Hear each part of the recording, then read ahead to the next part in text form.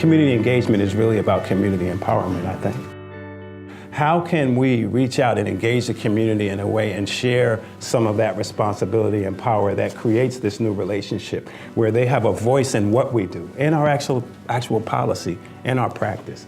Today's briefing is what we've called Bringing Justice Home, initiatives rooted in community. And the title really reflects our belief here at Vera, and I imagine the belief that everyone in this room has, that the delivery of justice and fairness and the delivery of public safety services is inextricably linked to place.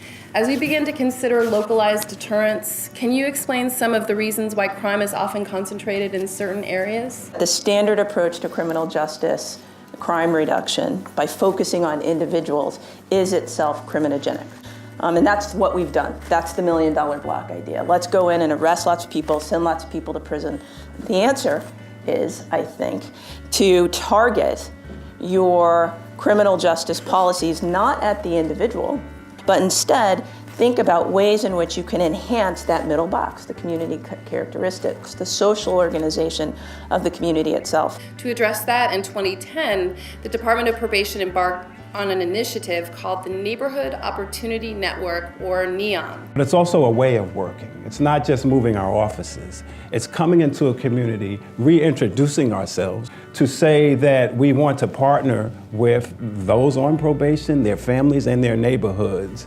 There's this larger value, I think, of engaging community and getting community to be a part and a partner of justice, not just a recipient of it, right? To make it a two-way street. We think that that's hugely important. Can you tell us about the link between family and staying out of prison and about this pilot program with NYCHA? Sure. There's sort of this sort of inextricable link between returning home to family, getting all the kinds of supports that families provide, and that has positive benefits for recidivism, for reduced drug use, for obtaining and retaining employment. You know, the program was really built on what we know from the research about the link between family and successful reentry.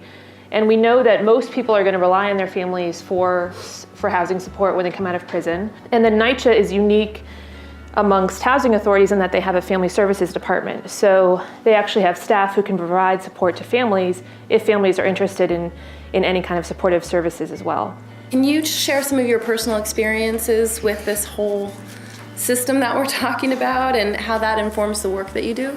The physical piece was that the young people got to see me and other people like me in probation who they know from the community, like, what are you, a cop now? You know, and being able to combat that, saying, no, I'm not a cop. I work with, I have an opportunity to work with some of these probation officers that you guys are dealing with. Let's sit down and talk and see how we can navigate through this and keep you on probation and becoming successful in the community.